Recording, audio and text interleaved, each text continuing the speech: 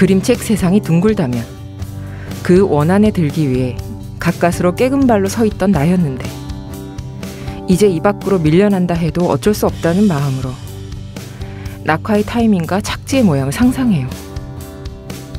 왜 체조 경기 점수 중 착지 점수가 중요한지 이제 알겠어요. 시작만큼이나 중요한, 어쩌면 시작보다 더 어려울지 모르는 마지막을 위해 날마다 나는 부지런히 저물어 가고 있어요. 고정순 작가의 에세이 시침이 떼듯 생을 사랑하는 당신에게의 일부를 오늘의 오프닝으로 읽어드렸습니다. 모든 것들이 서로 시작되는 1월 어느 오후에 여러분께 안착하는 마음으로 안부를 건넵니다. 안녕하세요. 여기는 여러분의 문학라디오 문장의 소리입니다. 네, 안녕하세요. 저는 시인 이영주입니다. 문장의 소리 2023년 1월 새해를 맞아 신춘문예 특집을 이어가고 있는데요. 오늘은 시 특집으로 꾸려보았습니다. 네, 오늘의 손님 박수봉 양승수 시인님입니다. 어서 오세요. 반갑습니다. 네, 반갑습니다. 각자 좀 간단하게 성함하고 목소리하고 들려주시면 좋을 것 같아요. 예, 저는 시를 쓰는 박수봉입니다. 네, 안녕하세요. 눈 내리는 전남 광주에서 눈 그친 서울로 오늘 아침에 출발해서 지금 도착한 양승수라고 합니다. 네, 반갑습니다. 반갑습니다. 네, 제가 먼저 두 시인이 간단하게 소개를 해드릴게요. 박수봉 시인님은 2022년 전북일보 신춘문예에 시 빈집이 당선되면서 작품 활동을 시작하셨고요.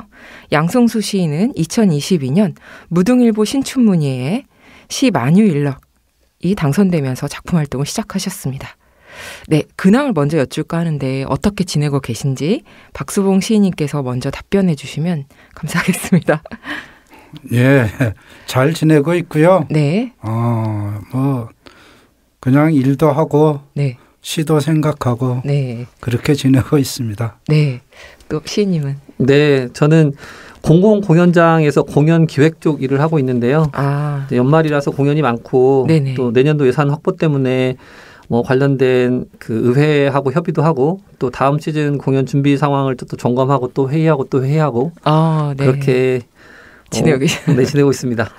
두 분 다 어떤 자기 작업이나 일을 하고 계시는 상황인 것 같은데 그 과정에서 혹시 저희 문장의 소리 가끔 들어보신 적 있으실까요? 섭외 연락을 받고 어떠셨을지 궁금합니다. 박수봉 시인님 먼저. 네. 섭외 연락을 받고 그전에는 안 들어봤는데 네, 그렇죠. 네. 몇 번 들어봤어요. 네네. 그랬더니 출연자분들께서 너무 말씀들을 잘하셔가지고 제가 좀 얼었습니다. 근데 말씀 잘하시는데요? 네. 또 양치님은 네. 저는 전에 사실은 들어본 적이 있었는데 유튜브로. 네. 근데 섭외 전화를 받을 당시에는 저는 그걸 연결돼서 생각하지는 못했어요. 그냥 그때는 그 문장의 소리, 그러니까 문학 광장으로 오히려 저는 좀 기억했던 것 같고요. 네네. 그 단편 소설이나 이렇게 컨텐츠 읽어주는 컨텐츠를 들었던 그런 매체였는데 네네. 그게 그거였구나 알고 네. 조금 여기에서 왜 이렇게까지 연락이 왔지 해서 깜짝 놀랐던 기억이 납니다. 저희가 그 신춘문예 특집을 좀 준비를 하다 보니까 아무래도 이제 지금까지 모시지 못했던 분들 위주로 이렇게 하다 보니까 반가운 연락이셨으면 했는데 그렇죠? 네, 엄청 반가운 연락이었습니다. 네, 문장의 소리 앞으로도 많은 관심 부탁드립니다. 이 방송이 나갈 때쯤이면은 2023년 신춘문예 발표가 날 것 같아요.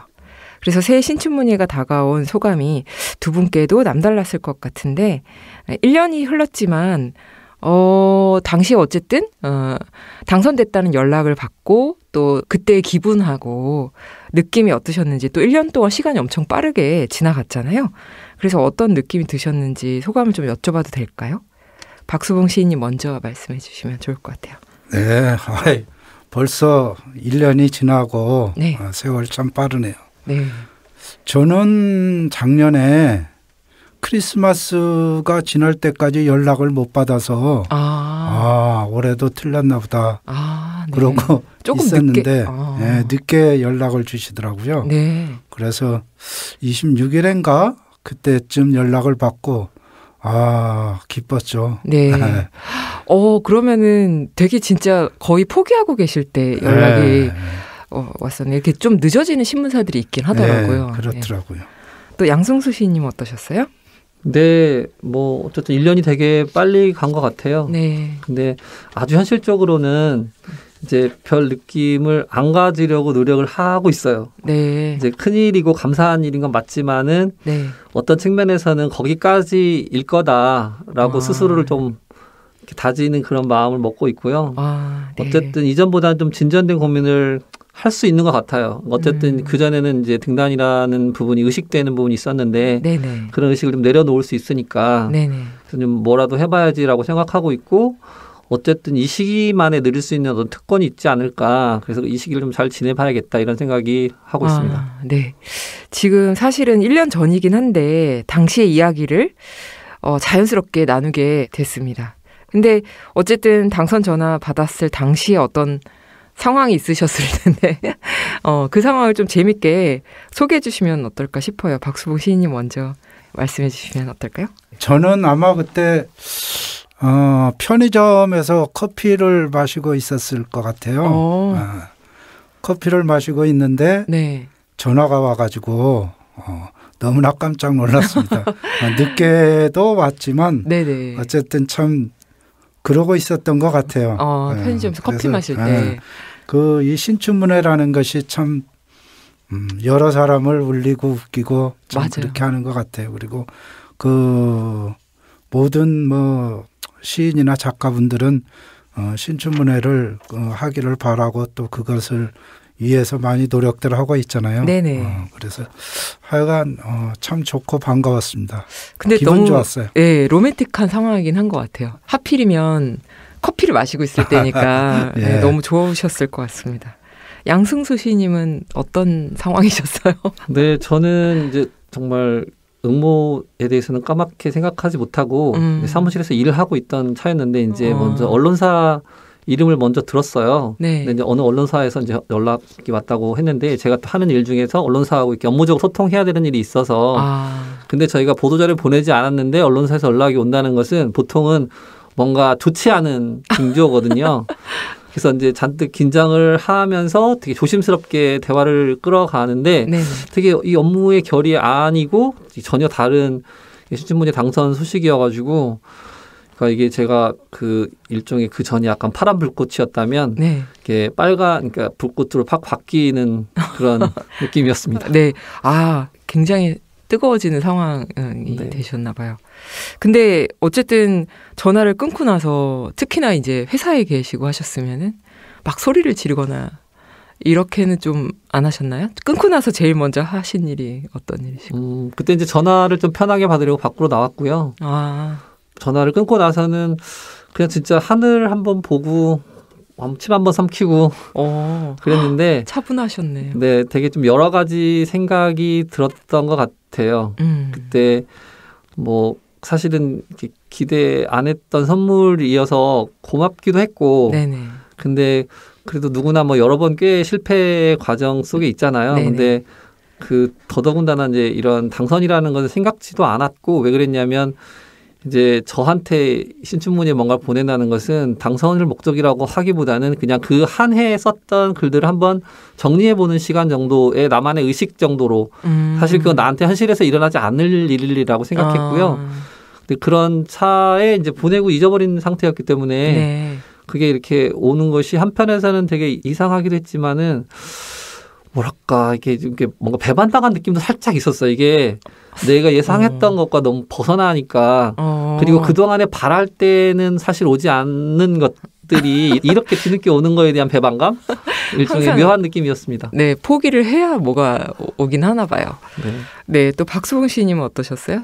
네, 저는 그 전화를 받고 끊고 나서 그 당선작이라고 한 그 작품을 천천히 한번 다시 읽어봤어요. 네, 그럴 법하죠.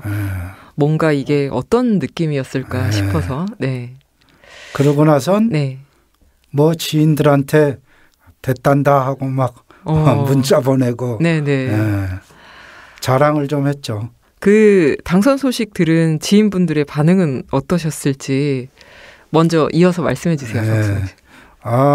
뭐 말할 수 없이 축하의 인사를 많이 받았고요. 그리고 또 저는 이 주변에 있는 그 문학을 그 친구들이 아무도 신춘문예에 당선된 사람이 없었어요. 그래서 그것을 맨 처음 이제 제가 그런 그 기쁜 소식을 전해주고 하니까 사람들이 다 같이 즐거워하고 또 소주도 많이 마셨습니다. 주변에 놀라셨을 것 같아요. 네. 사실은 신춘문예 한 명 뽑아가지고 네. 보통 사실 어려운 일이 아니잖아요. 그게 저는 늘 안타깝다는 생각이 드는데 양승수 시인님은 어떠셨어요? 그 주변에 반응은 어떠셨나요? 네.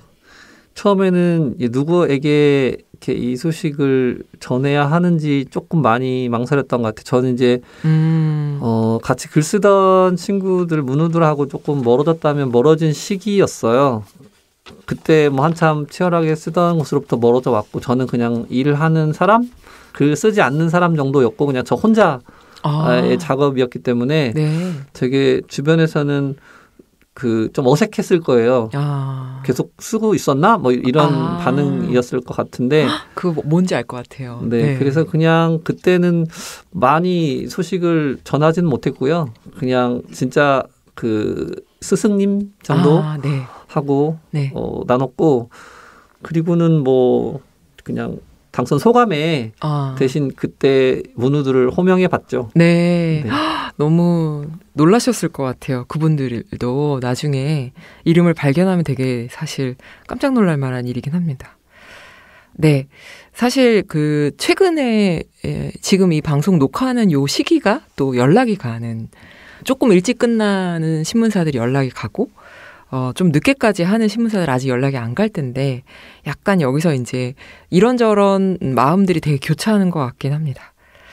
그 양승수 박수봉 시인님이 좋아하는 작품이나 영향받은 작가분들에 대해서 궁금해지는데 처음 문학과 사랑에 빠지게 된 이야기 이런 어떤 코너를 저희가 준비해 봤거든요. 그래서 두 시인의 첫 문학 이야기 Yes or No라는 코너로 넘어가 볼까 합니다. 그래서 저희가 원래 하는 코너 당신의 첫이라는 코너에서 하는 거거든요. 그래서 제가 읽어드리는 질문을 잘 들으시고 빠르게 먼저 대답을 해주시면 될 것 같습니다. 양승수 시인님께서 먼저 답변을 해주시면 좋을 것 같습니다. 네. 세상을 떠나 만날 수 없는 작가들을 포함해서 내가 정말 만나보고 싶은 작가는? 게오르그 루카치. 루카치, 네. 사랑하는 사람에게 추천해주고 싶은 세 권의 책이 있다면? 까라마조프가 형제들, 그리고 소설의 이론, 그리고 요즘 책 중에서는 아니 에르노의 단순한 열정이나 부끄러움. 네, 시를 쓸 때 필요한 나만의 준비물 두 가지는? 저는 컴이나 핸드폰 그리고 연필 메모지입니다. 나는 시를 쓰기 위해 땡땡까지 해봤다. 한 100번쯤 고쳐봤다. 네. 네, 마지막 질문은 한 문장으로 답해 주시는 건데요. 나에게 시를 쓰는 마음이란? 분노와 사랑이다. 네, 그러면은 박 시인님께서도 이제 제가 질문하겠습니다. 세상을 떠나 만날 수 없는 작가들을 포함해서 내가 정말 만나보고 싶은 작가는? 저는 김수영 시인을 한번 만나보고 싶어요. 네. 사랑하는 사람에게 추천해주고 싶은 세 권의 책이 있다면? 세 권은 너무 많고요. 저는 한강에 작별하지 않는다라는 소설하고 네. 그다음에 제가 시집을 낸 게 있어요. 그래서 제 시집 제목을 편안한 잠. 편안한 잠. 네. 시를 쓸 때 필요한 나만의 준비물 두 가지는? 저는 커피를 좋아해서 커피 한 잔을 타놓고 그다음에 제가 이제 좋아하는 시집 한 권을 옆에다 늘 놓는 버릇이 있어요. 커피와 시집. 네. 나는 시를 쓰기 위해서 땡땡까지 해봤다. 저는 제가 지금 하고 있는 일이 그 건물을 좀 관리도 하고 하는데 네. 그 건물이 이제 원룸 건물도 있고 네. 있거든요. 네네. 저는 원룸 청소를 한번 해봤어요. 건물주신가요? 직접. 네? 건물주신가요? 건물주는 아니고요. 네. 갑자기 돌발질. 네, 마지막 질문은 한 문장으로 답해 주셔야 되는데 나에게 시를 쓰는 마음이란? 저에게는 시는 진정성이라고 생각합니다. 네. 자, 이제부터는 대답하신 내용을 하나하나 살펴보도록 하겠습니다. 첫 번째 질문이 내가 정말 만나보고 싶은 작가였는데 이 작가를 선택한 이유를 이제 두 분이 번갈아 가면서 대답해 주시면 될 것 같아요. 양승수 시인님 먼저 루카치를 말씀해 주셨는데 네. 네. 소설의 이론이라는 그 책을 보면은 네. 지금 서구적 세계관에 대해서 이해하는 데 큰 좀 도움이 되거든요. 근데 그런 것들을 어떻게 알게 됐는지 좀 묻고 싶기도 하고요. 네. 그래서 우리가 뭐냐 이런 대화가 가능하다면 한 번쯤 해보고 싶은 생각입니다. 네네. 또 박수봉 시인님도? 네. 저는 내가 너무 존경하는 시인이기도 하고요. 네. 그 다음에 그 김수영 선생님의 그 자유정신 네. 그런 것들을 좀 많이 배우고 싶어요. 네. 네. 두 번째 질문은 사랑하는 사람에게 추천하고 싶은 세 권의 책을 소개하는 건데요. 양승수 시인님 먼저 그 세 권의 소설의 이론은 루카치의 책 네. 이어서 뭐 소개한 것도 있겠지만 네, 좀 말씀드려 보면은 제가 처음 뽑았던 것은 까라마조프가 형제들인데 이제 저는 뭐 소설 글을 각자 자기 이 입장들을 읽을 텐데 네. 저는 이 책을 좋아하는 게 사람을 조금 입체적으로 이해할 수 있게 해주는 것 같아요. 그러니까 네. 어떠한 깊은 측면이라고 말할 수도 있지만 사실은 되게 모순적인 존재이기도 하고 그리고 또 선과 악이 공존하는 존재이기도 하고 그런 부분들을 이해하는 게 사람을 좀 더 이해하거나 세상을 이해하는 데 좀 도움이 되지 않을까 그런 생각이었고요. 네. 소설의 이론은 아까 말씀드렸던 것의 연장선상인데 네네. 또 한편에서는 이 책이 어려워요. 네. 어려운데 사랑하는 사람이라면 같이 이렇게 네. 읽어보는 것도 좋겠다. 그런 생각이. 사랑하는 사람과 소설의 이론을 같이 읽자고요? 네. 네, 되게 좀 어려운 부분이라 혼자 읽기 쉽지 않은 네. 책이잖아요. 갑자기 사랑이 어려워질 것 같아요. 저는 그렇습니다. 네, 그리고 이제 요즘 책 중에서 하나 꼽아본 건데 네. 그 단순한 열정이라는 네, 책인데 네. 그 책은 그러니까 제가 처음 그냥 읽은 것과 또 이런저런 맥락 속에서 이해하는 바가 좀 달랐는데 이런 부분들을 자기 자신을 관찰하고 연구하는 방식으로 이렇게 문학을 접근하는 방식이 또 신선하게 느껴졌고 네.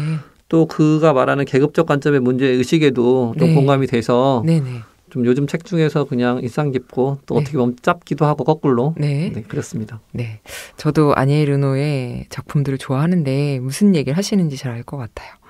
네, 또 박수봉 시인님도 답변을 2권 추천하신다고 하셨는데 네, 저는 그 한강에 작별하지 않는다. 그게 제주 4.3에 관한 네. 얘기잖아요. 네. 그래서 국가 권력이 네. 행한 그런 어떤 폭력적인 그런 것, 또 내지는 뭐 그 희생자들의 어떤 비참한 삶, 그것이 아직까지도 이어지고, 네. 그리고 그것을 이제 저희들이 이렇게 완벽하게 어떤 해결을 하지 못해서 네. 그게 또 이어져서 5.18 광주 그것까지 이어져 오지 않았나 하는 네. 그런 생각도 갖게 되거든요. 네. 그래서 그 책을 한번 권해주고 싶어요. 네. 네. 또 선생님 시집도 소개해 주세요. 저는 그러니까 중고 신인이죠. 시집을 이미 이제 냈으니까. 근데 제 시집이니까 사랑하는 사람이 꼭 한번 봐야 되지 않을까? 네. 그 속에 나라는 존재가 네. 고스란히 녹아 있는 거잖아요. 네네. 시집 속에. 그렇죠. 그래서 그거를 반드시 읽어라 이렇게 얘기해 주고 싶어요. 네, 다시 한번 편안한 잠이라는 네. 네, 시집입니다. 네. 또 세 번째 질문은 시를 쓸 때 필요한 준비물 2가지인데요. 그 2가지에 대해서 좀 설명해 주시면 좋을 것 같아요. 네, 저는 이제 컴퓨터, 핸드폰 메모지, 연필 이런 부분 말씀드렸는데 진짜 그냥 물리적 필요사항이고요. 네. 씻는 거에 대해서 그렇게 의미를 좀 안 두려고 하는 편입니다. 네. 네, 그 진짜 딱 필요한 도구. 네, 맞습니다. 네, 말씀하셨고 또 박수봉 씨님도 어떻게 보면 딱 필요한 도구잖아요. 커피랑. 좀 설명해 주세요. 커피를 마셔야 왠지 네. 시 한 줄이라도 쓸 수 있을 것 같은 네. 그런 느낌이고요. 그래서 네. 커피를 늘 옆에다 놓고 네. 하는 편이고 그다음에 시가 뭐 그렇게 줄줄이 써지지 않잖아요. 그래서 네. 쓰는 중간중간 뭐 머리 아프고 막히고 하면 그 좋아하는 이 시집 옆에다 놓고 있다가 다시 나도 이 정도는 써야 될 텐데 하는 그런 것들. 네. 그래서 주로 그렇게 작업을 하고 있습니다. 네. 많은 분들이 공감하실 것 같은데 저희끼리도 시는 내가 쓰는 게 아니라 커피가 쓰는 거지 이런 말을 하긴 하거든요. 네. 다음 질문은 시를 쓰기 위해서 땡땡까지 해봤다. 말씀해 주셨는데 조금 더 자세히 설명을 해주시면 좋을 것 같습니다. 네. 시 쓰다 보면은 이제 내가 거짓말을 하는 건지 시가 거짓말을 하는 건지 싶은 때가 있어요. 근데 이게 금방 이렇게 해결이 안 되고 뭔가 계속 어떤 물기를 찾는다고 해야 되나 어쨌든 그렇게 가지만 네. 열심히 한다는 게 독인 경우들도 많더라고요. 근데 그래서 또 꽤 여러 번 고쳐보지만 네. 또 꽤 오랜 시간 또 묵혀야 되는 때도 저는 제 자기 객관화가 좀 안 되는 것 같아요. 그래서 어떤 분들은 시 쓸 때 이렇게 쓰고 또 안 되는 시는 넘어가고 다음 시로 빨리 넘어가서 현명하게 대처하는데 전 특히 현명한 타입은 아니고 좀 미련한 타입이라 그냥 지나간 거에 대한 미련이 좀 남고 네. 근데 그 해결을 조금 해가는 그 비효율성이 저는 또 아주 싫지는 않습니다. 네. 제가 아까 깜짝 놀랐는데 한 편을 100번까지 고쳐본다라는 거는 제가 볼 때는 그 보통 근성이 아니신데 문학은 사실 그 근성의 승리인 것 같기도 합니다. 너무 놀랍고 멋있는 부분이신 것 같고요. 박수봉 시인님은 네, 저는 제 시 청소를 하면서라는 시가 있어요. 네네. 그리고 영등포 뭐 그런 시들이 있는데 이번에 전태일 문학상을 받았어요. 오, 축하드립니다. 너무 그 상도 어려운 상인데. 저도 읽어봤어요. 네. 그 시를 쓰면서 이게 정말 제대로 쓰려면은 그 이제 주로 그 원룸 청소를 하시는 아주머니들이 있거든요. 네네. 그래서 뭐 제가 전부 다 한 건 아니고 거기에서 직접 이렇게 좀 하면서 좀 더 리얼한 표현 네. 그런 것들을 찾아보기 위해서 네.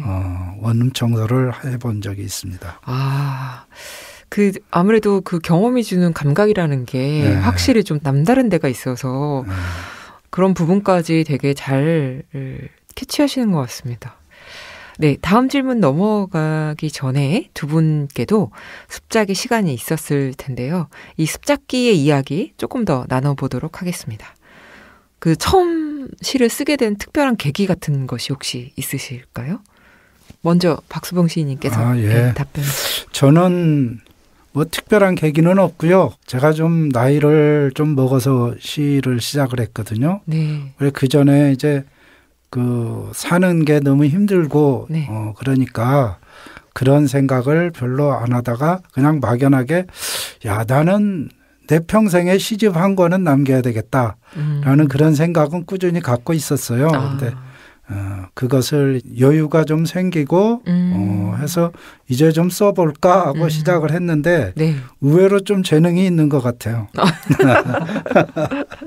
네, 너무 늦게 시작하셔서 아쉬우시겠어요. 그래요. 아쉽습니다. 네, 조금 일찍 하셨어야 되는데. 또 양승수 시인님. 네, 네. 저하고는 반대의 경우 같은데 제가 일찍 시작했으나 그래봤자 소용이 없는. 네. 네, 근데 어쨌든 저는 이제 시를 썼던 게 네. 어떤 문제를 맞닥뜨렸을 때 그걸 조금 뭔가 이 문제 본질 내지는 정수를 좀 한마디로 이 사건은 뭐지? 이 이야기는 뭐지? 라고 이렇게 고민하면서 그러니까 이게 꼭 시를 써야지라기보다는 그런 필요 내지는 도피 생각하면서 어쨌든 그걸 거리두기도 또 해야 되니까 네네. 그렇게 빠져나와서 그렇게 해보던 작업들의 과정이 시 쓰기로 이어지지 않았나 그런 생각은 합니다. 근데 어쨌든 시를 쓰는 동안에는 그 현실로부터 도망 나올 수 있긴 해요. 그 문제를 또 알아가는 과정이면서 동시에 도피하는 과정이 되더라고요. 네. 그 시를 쓰기 시작하는 어떤 순간들을 생각해 보면 되게 아득하게 느껴지기도 한데 또 어쩔 때는 생생하게 느껴지기도 하고 상황에 따라서 약간 느낌이 다를 것 같기도 합니다. 또 마찬가지로 시를 쓰기 시작하면서 작품이 잘 되기도 하지만 잘 안 될 때도 있을 텐데 그때는 어떤 방식으로 계속 쓸 수 있게 동력을 마련하시는지 궁금해요. 박 시인님 재능이 있으셔가지고 힘들진 않으셨을 것 같기도 하고. 글쎄요, 좀 거창하게 들릴지 모르겠지만 어떤 운명 같아요. 그래서 저는 시 쓰기가 힘들기도 하지만 그래도 또 며칠 이렇게 두고 보면 뭔가 좀 할 일을 안 하고 있다는 느낌? 네, 그래서 저절로 또 컴퓨터 앞에 앉아서 네. 하는 것 같아요. 그 루틴으로 이렇게 계속 약간 입안에 가시가 돋치니까 계속 시를 써야 하는. 네. 또 양시님은 어떠세요? 저는 잘 안 될 때는 그렇게 뭐 안 되는 걸 가지고 매달리는 편은 아니고요. 오히려 저는 시 쓰는 일보다 잘 사는 일이 더 중요하다. 시 쓰는 일이 그렇게 중요하지 않다라고 조금 생각하려고 하는 편입니다. 네. 근데 어쨌든 결국에는 분노가 사라지지 않더라고요. 이게 제가 글을 쓰게 될 때 분노라고 표현하면 좀 그런데 불만이라면 작게 말하면 불만이고 네. 그런 어떤 내 입장이 네. 이 남는 일들이 많고 그 입장들이 사라지지 않는 일들이 많아요. 네. 그래서 그런 것들을 이렇게 생각하다 보면 뭔가 또 할 말이 생기니까. 네. 근데 또 제가 잘 안 되는 일 중에 하나는 또 그러다 보니까 이렇게 좀 행복할 때는 잘 안 써지는 네. 그런 단점이 있는데 이제는 좀 행복한 느낌에 대해서도 좀 들여다보면 좋겠다. 그런 자기 희망이 있습니다. 네. 부조리와 모순에 대한 예민한 캐치가 시를 쓰게 하는 동력이기도 한데 행복해지면 시 안 써도 되지 않을까요? 그냥 저도 네. 행복할 때는 행복만 하고 싶다 이런 생각할 때가 많아서 그때마다 도움이 됐던 어떤 부분이 있었을까요? 뭐 응원이나 아니면은 나만의 방법 이런 것들도 조금 더 이야기를 해볼까 싶습니다. 박 시인님께서는 어떠세요? 저는 시가 좀 안 되고 뭐 그럴 때는 제가 수원 살잖아요. 거기 한 시간 이내에 바닷가에 갈 수가 있어요. 전곡강이라든지 뭐. 네네네. 그래서 바닷가에 가서 좀 바람을 쏘이는 편이고요. 네. 그다음에 안 될 때는 다른 분들의 그 시집을 이렇게 그냥 읽는 걸로 시간을 보낼 때가 많아요. 네. 또 양신님. 네.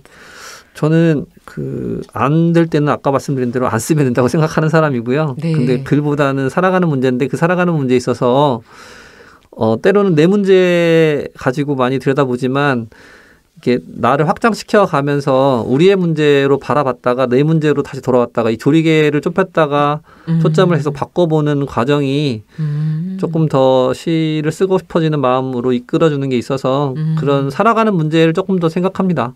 네. 되게 도움들이 많이 되셨을 것 같아요. 이 방송을 들으시는 분들께서 공감도 많이 하실 것 같습니다. 그러면 다시 yes or no 질문으로 돌아와서요. 마지막 질문이잖아요. 나에게 시를 쓰는 마음이란 이것이다. 라고 이제 정의를 해주셨는데 조금 소개를 해주세요. 네. 뭐 계속 같은 맥락이에요. 분노와 사랑이라고 제가 말씀드렸는데 네. 어떻게 보면 둘 다 같은 말 같기도 해요. 사랑이 없이 분노가 생기지는 않으니까 그렇죠. 잘 살아봐야겠다는 생각도 그런데도 불구하고 잘 살고 있지 못한 것 같다는 그런 불안, 문제의식, 또 반성 뭐 이런 것들이 계속 어떤 생각의 찌꺼기들이라면 찌꺼기를 남기는 것 같고 그런 찌꺼기들을 통해서 그것들이 좀 자라날 수 있게 네. 그 질문들의 싹을 틔워보는 네. 그런 작업이 분노와 사랑. 사실 사랑을 제가 많이 얘기하지 않지만 네. 사랑이 또 많은 것 같아요. 그러니까 겉으로 드러나는 건 분노지만 그 더 안에는 그래도 사랑이 있어서 이런 고민들을 하고 있는 게 아닌가 그런 생각을 합니다. 저는 그 양치님 사랑 얘기하면 소설의 이론을 같이 읽는 그것만 생각이 나요. 네, 또 박시희님도 답변해 주세요. 저는 시는 뭐니 해도 진정성이 있어야 된다고 생각해요. 그렇죠. 네. 물론 뭐 제가 쓰는 분야가 주로 서정시 쪽이다 보니까 네. 그렇기도 하지만 어쨌든 그 시 속의 어떤 삶의 진실을 통해서 독자와의 그 소통이 네. 원활하게 이루어진다고 생각하고요. 네. 그래서 그 가장 필요한 것이 그러한 소통을 잇는 네. 삶의 진정성이 아닐까 이렇게 네. 생각해 봅니다. 네. 지금 두 분께서 시를 쓰는 마음에 대해서 굉장히 잘 설명을 해주셨는데 그렇다면 시를 쓸 때 가장 경계하는 마음도 있을 것 같아요. 그런 얘기도 좀 해주실 수 있을까요? 저는 시 쓸 때 잘 되면 고민하지 않을 텐데 잘 안 되는 게 그 자기 자의식께서 이렇게 허우적거리고 있는 거 아니야라고 많이 이렇게 객관화가 떨어지기도 하고 소통력이 떨어지는 부분들에 대해서 좀 스스로 많이 경계하는데 사실 시 쓰기와 관련돼서는 네. 경계할 거 투성인 것 같기도 해요. 그러니까 어쨌든 또 진짜 그렇죠. 네. 그 쓰면서 이게 진짜 내가 지금 솔직한 얘기인가 진정성 말씀하셨는데 그건 진짜 너무 중요한 부분이어서 맞아요. 써가면서 내가 시를 위한 시를 쓰는 건 아닌가 이런 질문으로 자꾸 하게 되고요. 네. 또 게으름을 피우지 말고 열심히 쓰자고 마음 먹기도 하지만 한편에서는 또 게을러야 된다고 또 생각도 해요. 그렇죠. 그래서 이 경계와 경계를 또 너무 많이 해도 안 되고 경계를 너무 적게 해도 안 되고 그런 계속 그 사이에서 어떻게 보면 왔다 갔다 하는 것 같기도 하고 요리조리 하는 것 같기도 하고 근데 아까 그런 말이 위로가 되는데 커피가 시를 쓴다고 하니까 제가 아무리 용을 써도 소용은 없겠지만 그냥 나는 그 용을 쓰는 걸로 그 어떻게 보면 의식적인 그 주술사 내지는 그 뭐죠? 매개체로. 네네. 그런 역할만 열심히 해도 되지 않나 이런 생각도 또 하게 되네요. 네. 경계하는 거 투성이다. 이게 너무 재밌어가지고 제가 크게 웃었는데 박시희님은 어떠세요? 저는 아무래도 자만심을 경계를 해야 될 것 같아요. 제가 시를 쓰면서 뭐 여기저기 다니면서 문학상을 좀 타고 다니고 있기도 했는데 자만심을 가지면은 안 되겠다라는 생각을 늘 하거든요. 그래도 또 저도 모르게 여기저기서 뭐 문학상 좀 타고 하면 또 자만해지는 것 같기도 하고. 아까 재능이 있다고 하셨으니까 그 자만심을 경계한다. 이 말이 또 묘하게 잘 어울립니다.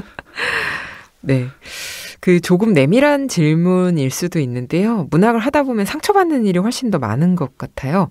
근데 저희도 가끔 그런 얘기를 하는데 문학을 하는 작가들이 엄청 많지만 문학 덕후들이 또 많다. 작가들 중에서도 덕후 기질을 갖고 있는 작가들이 다 덕후인 건 아닌데 그러다 보면 또 잘하고 좋아하다 보면 또 오는 상처가 있게 마련이다. 이런 얘기들을 합니다. 어떠신가요? 양승수 시인님은? 뭐 시를 못 쓰는 것 같을 때 상처를 받죠. 난 여기서 왜 이러고 있나 그러고 받지만 지나고 보면 다 긍정적인 편이기도 하고요. 불행 내지는 상처 이런 것들에 대해서 잘 기억하지 않는 것 같아요. 그리고 저는 이제 막 신생아 수준이잖아요. 시쓰기와 관련돼서는. 신생아가 상처받으면 안 되죠. 일단 열심히 응애 울어야 될 것 같네요. 네. 네, 또 박시님은 어떠세요? 저는 뭐 그다지 별로 없는 것 같아요. 그런 역시 재능이 있으셔가지고. 그런데 이제 사람들이 요새는 슬슬 시기하고 질투하기 시작하는데 제가 술이라도 밥이라도 좀 열심히 사야 될 것 같습니다. 네, 너무 재미있는 답변 두 분 다 해주셔가지고 제가 많이 웃었습니다. 마찬가지로 시를 쓰면서 참 좋다 이렇게 느낄 때가 당연히 많으실 텐데 그래도 가장 인상적인 순간이 있다면 언제일까요? 저는 이제 쓰다가 정말 간혹 어쩌다가 마음에 드는 시가 있기도 한데 네네. 그러면은 이게 시 쓰는 작업이 어떤 세계를 창조하는 그런 내가 작은 신이 된 것 같은 착각이 생길 때가 있어요. 네네, 그렇죠. 그럴 때 좀 뭐랄까 우쭐해지는, 그러니까 뭔가 그 우쭐이 뭐라고 해야 되지? 조금 더 이렇게 발견의 우쭐. 네. 아, 이런 걸 또 내가 발견할 수 있었구나라고 하는 네. 그런 건 있는데 그게 많이 가면 좋은데 며칠 못 가더라고요. 많이 가도 문제일 수 있을 것 같습니다. 네, 또 박씨님은 어떠세요? 뭐 어쨌든 내 시가 누군가한테 좋은 평가를 받았을 때 그럴 네. 때가 기분이 좋죠. 네. 그리고 시 쓰기 잘했구나. 근데 뭐 늘 좋은 평가만 받을 수는 없으니까 네. 어쨌든 열심히 하자. 무조건 네. 많이 쓰고 네. 거기에서 보람을 찾는 그런 편입니다. 네. 전문적으로 글 쓰지 않아도 책을 내거나 작가가 되지 않아도 사실 요즘에 굉장히 글을 많이 쓰시거든요. 일상 곳곳에서 접할 수 있죠. SNS나 아니면은 뭐 편지라든지 또 블로그 이런 것들을 하면서 글을 되게 많이 쓰는데 글 쓰는 것들이 우리에게 무엇을 줄 수 있는지 그런 좋은 점들에 대해서 좀 소개를 해주시면 좋을 것 같습니다. 이게 사고 체계가 언어 체계하고 같다고 하더라고요.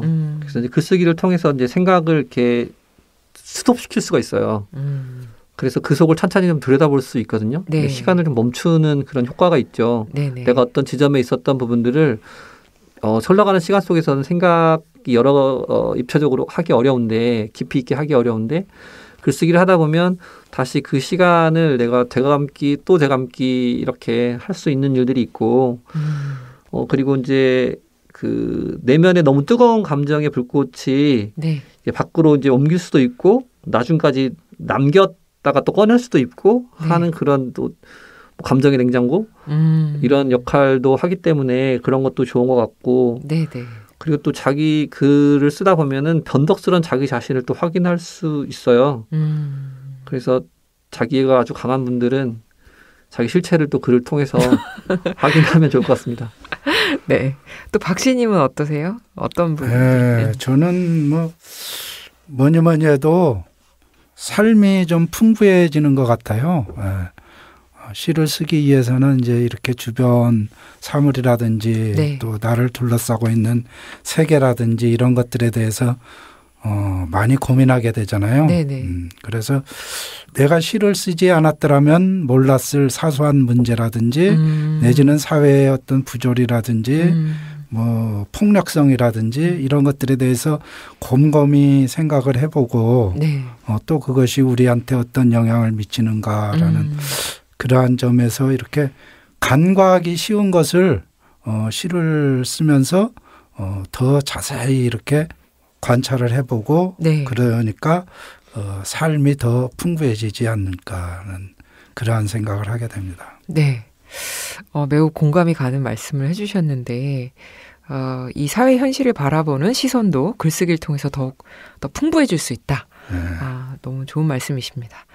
또 평소에 작업은 어떤 방식으로 하셨는지 매우 궁금한데요. 나만의 창작 루틴 같은 게 있을까요? 시인님들의 책상 풍경 이런 것들도 소개해 주시면 좋을 것 같습니다. 네, 전 특별히 루틴은 없는 것 같아요. 없는 것 같고 아까 말씀드렸지만 그런 살아가면서 생기는 찌꺼기 네. 글에 대해서 좀 싹을 틔워보려고 하는데 그게 처음에 쓸 때 예전에는 처음 쓰면 그게 쓴 것처럼 보일 때가 있어요. 네. 근데 지금은 이제 그렇게 생각해봐야 소용이 없다는 걸 조금 알게 됐고요. 어쨌든 그것을 몇 번은 앞으로도 지금 마음에 들어도 네. 결국 고치게 되리라는 생각이니까 네. 이제 뭐 그냥 그러려니 하면서 고쳐가야죠. 그게 이제 조금 더 나만의 언어를 소통을 할 수 있는 언어인지 계속 점검하고 그 경계해야 될 그것들도 통과해 가야 되니까 예, 계속 그 경계의 마음으로 다시 한번 점검하는 것 같아요. 네. 제 느낌인데 그냥 잠깐 든 느낌인데 양시인님은 굉장히 완벽주의자신 것 같아요. 네, 그랬으면 좋겠는데 그렇지는 못한 것 같아서 참 그게 제가 지금 돌발 질문 드렸더니 약간 당황하시네요. 네.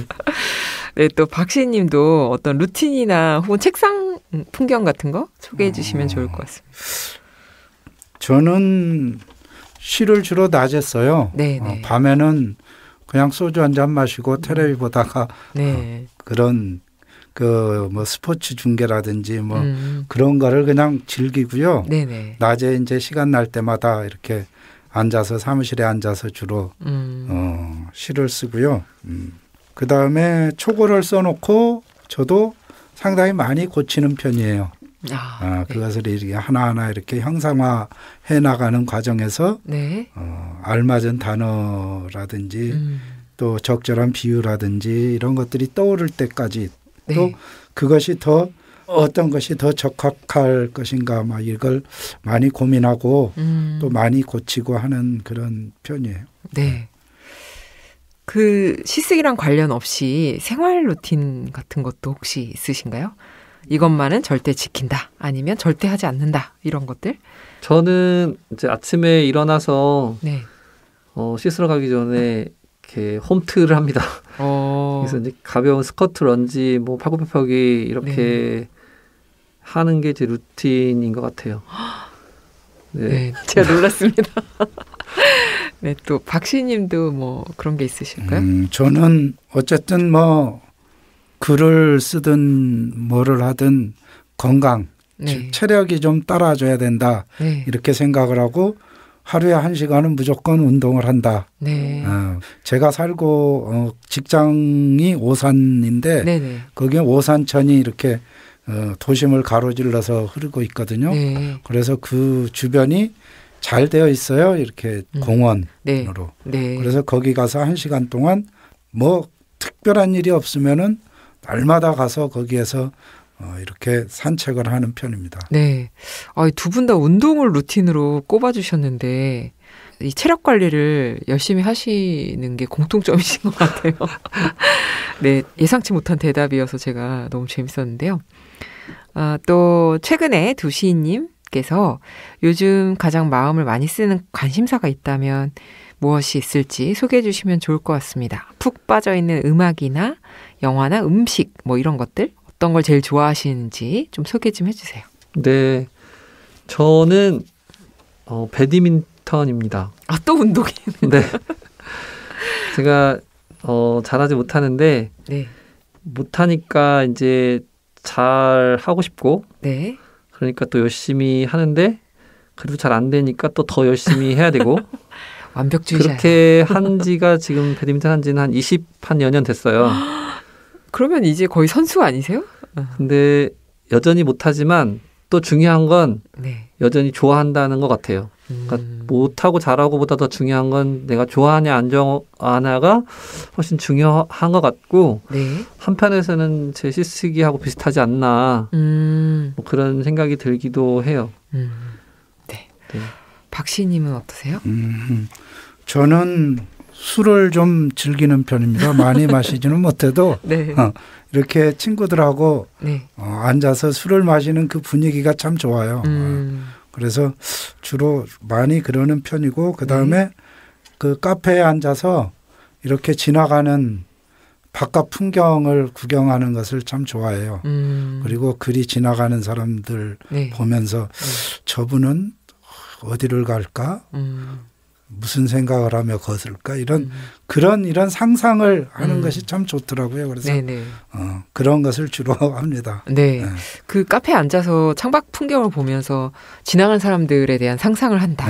이것도 매우 공감이 가는 부분인 것 같아요. 그 약간 사실은 멍 때리고 있어야 될 시간인데 그때도 막 엄청 상상을 열심히 하시는 그러시는 것 같습니다.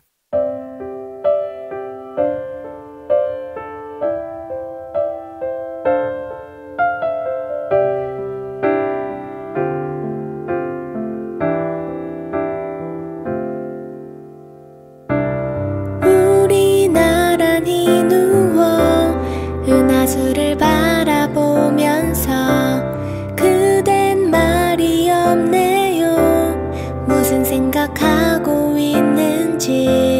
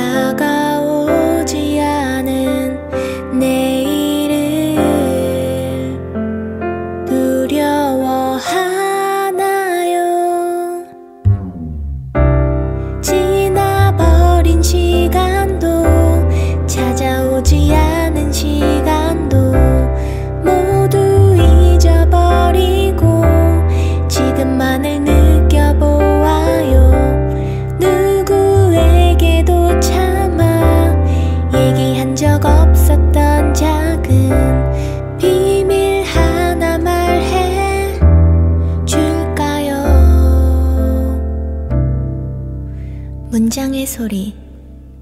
네, 이제 작가의 낭독을 들어볼 차례입니다. 시인께서 영향을 받은 다른 분의 문학 작품도 좋고요. 직접 쓰신 작품 중에서 낭독해 주셔도 좋습니다. 네, 이번에는 박수봉 시인님부터 들어볼까 합니다. 어떤 문장을 읽어주실 건가요? 저는 요즘 짤막한 시를 한번 써봤어요. 네. 그래서 풀꽃이라는 제가 쓴 시를 낭독을 한번 해보겠습니다. 네, 그럼 박수봉 시인님의 목소리로 낭독을 들어보겠습니다. 풀꽃, 박수봉. 내가 사는 밤이 얼마나 불안하기에 아침마다 이렇게 구름 같은 생땀을 쏟아내는가. 내가 사는 들판은 또 얼마나 매섭기에 하루에도 몇 번씩 바닥까지 엎드려 수그려야 하는가. 무릎 꿇고 생땀을 흘리면서도 지켜야 할 진실이 무엇이기에 기어이 너는 꽃모가지를 빼어 무는가. 네, 이 작품을 읽어주신 이유가 있으실까요? 지금 사회적인 상황이 좀 우크라이나 전쟁도 그렇고 또 우리가 처해 있는 현실도 좀 그렇고 해서 그런 것을 풀꽃에다가 한번 그런 상황을 비유를 한번 해봤어요. 그래서 그 아침에 이제 이렇게 풀에 이슬이 맺혀 있는 것이 고름 같은 생땀을 쏟아내고 있는 거구나. 밤이 불안해서 이런 식으로 한번 비유를 해서 한번 써본 그런 작품입니다. 네. 네, 그럼 이번에는 양승수 시인의 목소리로 낭독을 들어보겠습니다. 어떤 작품을 읽어주실 건가요?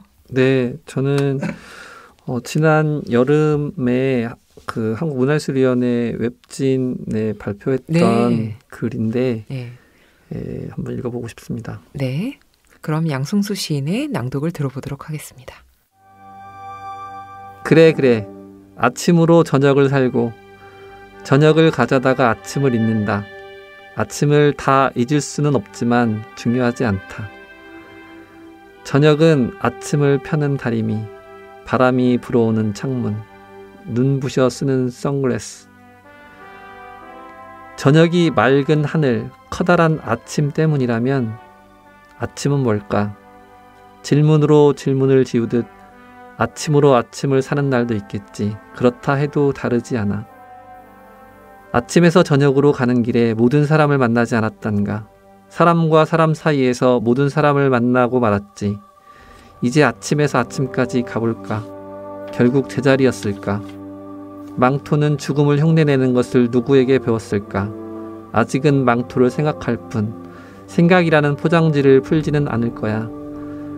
가위, 칼 따위 산 적이 있던가. 그렇게 살지 못했어. 아쉬움이 가득해. 안개처럼 말이지. 아침이 뿌옇게 시작하는구나. 다행히도 도망칠 저녁이 있어서 저녁에 도착할 때쯤 다시 저녁으로부터 출발해야 하는 것을 빼면 퍽 나쁜 것 같지 않아. 그래, 맞아, 그래. 하지만 그게 꼭 알아야 하는 것은 아닌지 몰라. 안다고 뭐가 달라졌으려나. 큰 것은 혼자서도 커다랗게 클까? 아침에 저녁을 포개면 꼭 맞을까? 너는 나의 아침일까 저녁일까? 죽음으로 가며 목적은 그게 아니라고 하던데 그게 무슨 말인지 너는 아는 거지. 그래. 네, 잘 들었습니다. 이 작품을 소개해 주신 이유가 있을까요? 저는 이게 어쨌든 처음으로 원고료를 받고 발표한 글이에요. 이게 내용적으로 보면은 지금 저의 일부는 광주 집에 아마 가 있을 거예요. 제가 몇 시, 7시 반 서울역에 가서 여기 있지만 약간 액체 인간 느낌인데요. 우리가 모두 다 이 자리에 있는 게 아니라 일부는 먼저 보내놓기도 하고 우리가 살아가는 방식이 그러하지 않을까 그러한 내용들인데요. 힘들 때는 지금 이 순간을 그렇게 피해보는 것도 가능하고 네. 또 모아보는 것도 가능하지 않을까 이런 이야기이기도 한데 네. 어쨌든 제가 이 2개 시를 발표하고 아마 20만 원인가 받았을 거예요. 그렇게까지 또 시 수령액을. 네, 그렇게 말씀드린 이유는 이게 가격 책정하는 것을 내가 시장 가격으로 이해해야 할지 내지는 이게 시급으로 내가 이거 시를 쓰는 과정의 노동 시간으로 볼지 내지는 생산 원가 그러면 뭐 제가 공장이라면 공장 만드는 가격도 환산해야 될지 모르겠지만 그 값어치에 대해서 이렇게 생각을 해보는데요. 네. 근데 제가 좋아하는 타짜라는 영화 중에 네. 그 아기가 그런 말을 해요. 그 복수를 하겠다고 하니까 그런 뜨뜻미지근한 건 하지 말고 고깃값을 번다는 느낌으로 해라. 네. 이런 얘기를 하는데 저는 그 지난번에 그 문장의 소리에서도 그 소방관 하시는 네네. 분이 불길에 뛰어드는 소방관이 어떤 각오로 가느냐 네. 그냥 생활이다 이런 것처럼 네. 저도 이 생활의 일부로 받아들이면서 시를 써가야 되지 않나 그런 커다란 각오라기보다는 그냥 생활의 일부로 그게 그래서 한번 제가 환산을 한번 해보면서 네. 한번 꼽아봤습니다. 네. 참고 삼아 말씀드리자면 그 문장 웹진 그 원고료가 높은 편입니다. 그렇습니까? 네네. 네. 많고 적고에 대한 가치 판단은 못했습니다. 네. 그렇구나. 네. 그 청취자분들 중에서도 나도 시를 쓰고 싶다 생각하시는 분들이 많을 텐데 이렇게 한번 시작해 보세요 라고 제안한다면 어떤 말을 해주실 수 있을까요? 박시인님 먼저 네 말씀해 주세요. 저는 우선 자신이 좋아하는 시인의 시를 많이 좀 읽어봐라 네. 이렇게 권유를 해보고 싶어요. 네. 그래 좋아하는 시인의 시를 읽다 보면 네. 그 시인의 생각이라든지 또 그 시인이 사물을 대하는 태도라든지 뭐 이런 것을 알 수 있잖아요. 네네. 그래서 우선 시집을 많이 읽어보기를 권하고요. 그다음엔 또 그런 것을 이렇게 필사를 한번 해보는 것도 좋을 것 같아요. 처음 시를 쓰면은 어떻게 해야 할지 좀 막연하잖아요. 그러니까 네. 자기가 좋아하는 시를 한번 옮겨 적어보면서 시에 대한 어떤 감각을 익히는 것이 좋지 않을까 그렇게 생각합니다. 네. 또 양심. 네. 저는 오늘 질문 중에서 이 질문이 가장 좀 어려운 질문인 것 같긴 해요. 그리고 또 조심스럽기도 하고요. 네.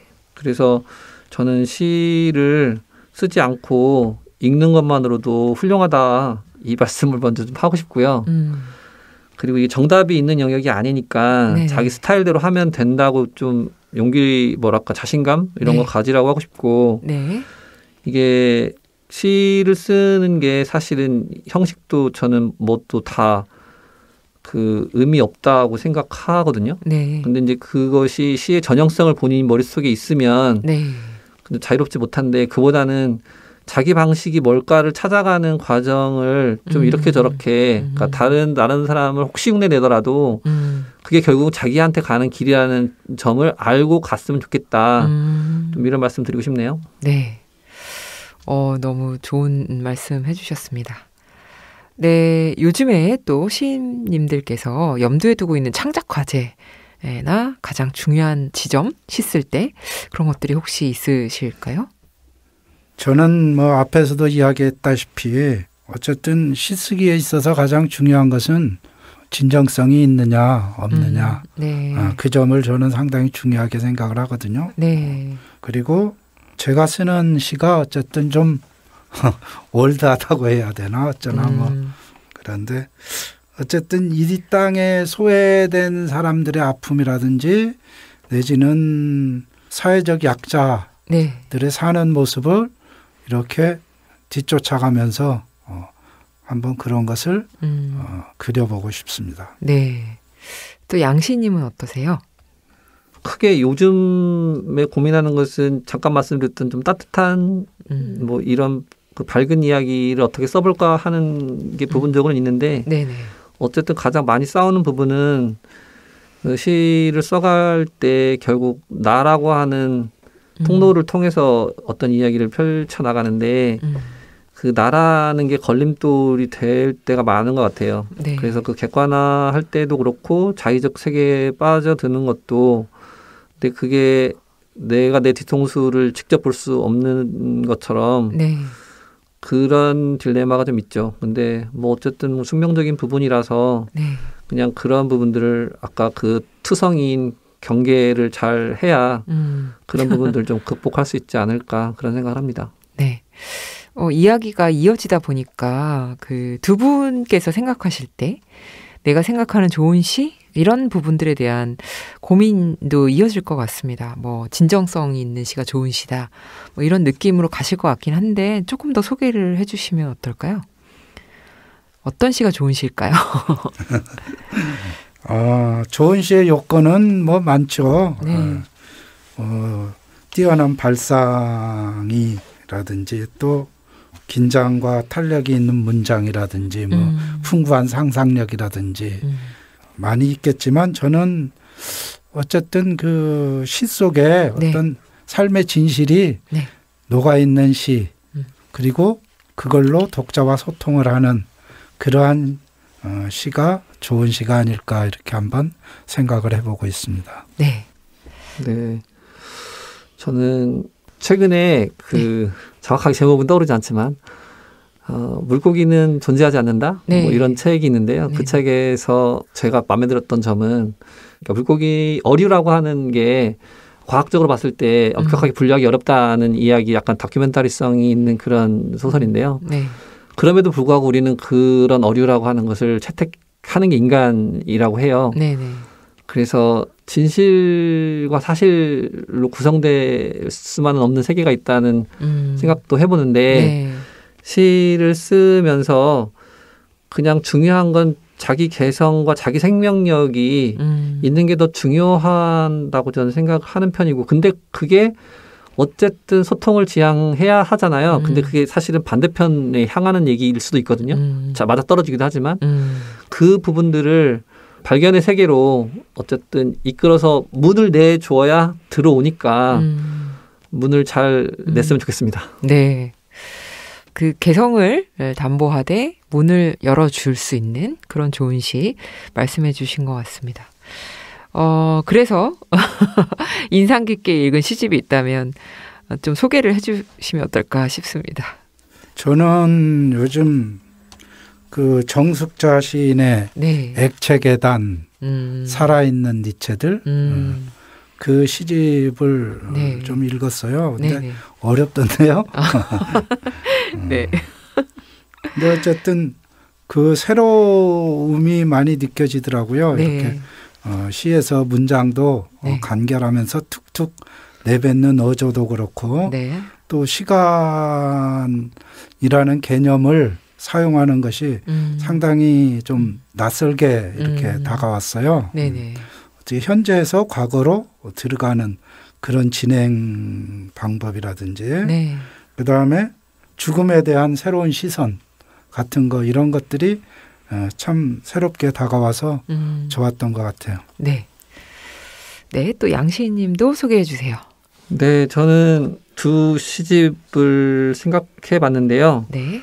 진은영 시인이 나는 오래된 거리처럼 너를 사랑하고 네. 라고 하는 좀 비교적 근래 시집과 이희중 시인의 네. 나는 나를 간지릴 수 없다. 아마 2017년, 18년 이쯤의 시인 것 같아요. 네, 그 진은영 시하고 두 시가 어떻게 보면 저한테는 좀 반대편에 있는 시 같다 이런 생각을 하는데 진은영 시는 시가 좀 높은 곳에 있다면 그 난간을 높이 생각하지 않고 걸어갈 수 있게 하는 시가 아닌가 진은영의 시는 그런 생각을 했고요. 네. 그리고 이중 선생님의 시는 그 시집 자체도 진은영 시는 아마도 시간이 쓸 때 과정이 아마 이중 시인이 더 길었을 것 같아요. 네. 네, 이중 선생님 시는 훨씬 그보다는 삶의 어떤 순간순간들을 전체적으로 좀 가져가는 건데 사실 어떤 걸 읽어도 실패가 별로 없는 시집이고 그 시를 많이 안 읽는 분들도 읽기에 또 좋은 그런 부분이어서 이희중 선생님의 나는 나를 간지를 수 없다와 네. 진은영 시인의 나는 오래된 거리처럼 너를 사랑하고 이 두 개의 시집을 추천드리겠습니다. 네. 사실 그 다른 분들의 시집을 추천하는 것도 매우 소중한 일인데 시인님들의 첫 시집 또 출간이 있을 텐데요. 혹시 첫 시집 출간에 대한 어떤 계획이 있으실까요? 박 시인님. 저는 뭐 첫 시집을 이미 출간을 한 적이 있고요. 맞아요. 그렇다고 했죠. 네. 다음 시집으로 그러면. 다음 시집은 2023년도 네. 하반기쯤 네. 생각을 하고 있는데 네. 어떻게 될지는 잘 모르겠습니다. 하여간 열심히 해서 네. 가급적이면은 네. 하반기에 한번 해볼까 그런 네. 계획을 세우고 있습니다. 네, 2023년 하반기에 네. 예, 박수봉 시인님의 시집이 나올 수 있다. 이렇게 말씀해 주셨고요. 양 시인님은 어떠세요? 네, 저는 그렇게 물어봐 주셔서 되게 감사한데 네. 아무도 저한테 그런 걸 물어보는 사람은 없습니다. 저희가 여쭤보고 있습니다. 네네. 눈이 쌓이면은 네. 이렇게 쌓여야 마당을 쓸 텐데 네. 이제 쓸기도 전에 녹고 있는 게 아닌가 하는 그런 생각은 하고 있는데요. 네. 저도 이렇게 꼭 쓸고 싶긴 합니다. 그래서 어쨌든 눈이 오면은 차갑고 희고 반가운 것들이라서 네. 그렇게 눈을 바라보다 보면 네. 머지않은 시기에 마당을 쓴다는 이야기를 할 수 있지 않을까 그런 생각을 해봅니다. 네, 작품이 쌓이면은 시집을 묶을 수밖에 없게 될 텐데 그런 과정에서 지금 너무나 아름다운 비유를 해주셨습니다. 네, 저희가 이제 이 방송이 나갈 때 새해 시작인데요. 2023년을 시작하면서 작품 활동 외에 또 계획하거나 기다리는 것이 있으신지 소개를 좀 해주시면 좋을 것 같아요. 글쎄요, 뭐 특별한 계획은 없고요. 네. 시집 출간 계획 있으시죠? 시집 잘 되기를 네. 좀 바라고 또 뭐 굳이 있다면 가족들 건강하고 네. 또 별 탈 없이 네. 뭐 그렇고요. 어쨌든 23년도에는 내가 여태까지 썼던 시보다 좀 더 좋은 시를 좀 썼으면 좋겠습니다. 네. 또 양시인님도 네. 소개해 주세요. 저는 좀 전에 조금 이제 밝고 따뜻한 시를 쓰고 싶다고도 했는데 네. 이제 글쓰기뿐만 아니라 실제로도 좀 따뜻한 사람이 돼서 누군가한테 온기를 주고 싶다는 개인적인 소망도 있고요. 또 제 하는 일은 제가 이제 공공공연장에서 공연 기획 일을 하고 있다고 했는데 네. 저희가 한 2년 가까이 그 공연장 리모델링이라는 것을 지금 하고 있고 내년 3월, 4월이면 공사가 끝나요. 그래서 네. 내년에 재개관 이제 공연들을 쭉 해야 되는데 그 시기를 좀 기대감을 가지고 기다리고 있습니다. 네. 네, 새로운 어떤 단장이 있는 공간에서 새로운 생활이 펼쳐질 것 같습니다. 네, 오늘 문장의 소리 신춘문예 특집으로 양승수, 박수봉 시인님 모시고 이야기를 나누었는데요. 두 분 참여하신 소감이 어떠셨을까요? 양 시인님 네. 먼저. 네. 저는 자기 객관화를 해봤을 때 여기는 누군가 사정이 생겨서 내가 대신 나온 게 아닌가 이런 생각을 해보지만 그것도 나의 좋은 운이다. 라고 좀 생각. 절대 아닙니다. 운이다 생각하고 어쨌든 이런 행운이 어떤 실마리가 됐으면 좋겠다 이렇게 생각을 하고요. 네. 그리고 어쨌든 저는 이제 신세계를 구경하는 느낌이에요. 그래서 오늘 이제 어떤 말을 함으로써 이제 하지 못하게 된 말들이 있을 텐데 네. 그게 이제 광주로 돌아가는 내내 생각이 나지 않을까. 근데 이제 가서 네. 그런 생각하지 말고 아무 생각하지 말고 맛있는 거 먹고 네. 열심히 살아야지 이런 생각도 하고요. 완벽주의자예요. 어쨌든 이게 또 문장의 소리 듣다 보면 제가 문장의 소리가 가장 저한테 유용했던 것은 네. 사실 좋은 책 소개받는 게 쉽지 않아요. 네. 근데 여기에서 좋은 책, 좋은 시인들에 대한 정보를 알 수 있잖아요. 네, 그렇죠. 그게 저한테는 아주 실질적인 네. 도움이었는데 이제 그곳에 저도 이렇게 뭔가 네. 발을 조금이라도 이렇게 디딜 수 있어서 너무 개인적으로 영광입니다. 네. 네, 또 박 시인님도 저도 이게 참 특별한 경험이잖아요. 네. 그래서 너무 좋고 네. 그다음에 이렇게 초대를 해 주셔서 감사합니다. 네. 저희가 감사하죠. 그리고 절대로 그렇지 않습니다. 네, 처음부터 저희가 섭외를 했습니다. 네, 그리고 앞으로 두 분께서 어떤 작가가 되고 싶으신지, 어떻게 기억되는 작가가 되고 싶으신지, 혹은 이제 시인으로서의 어떤 꿈이 있다면 어떤 게 있으신지 답변해 주시면서 마무리를 해도 좋을 것 같습니다. 네. 사실 제가 이 스튜디오 오려고 한 2주 전에 출발해서 오늘 온 것 같은데요. 그 사이에 여기 문장의 소리에 특별한 일이 있었더라고요.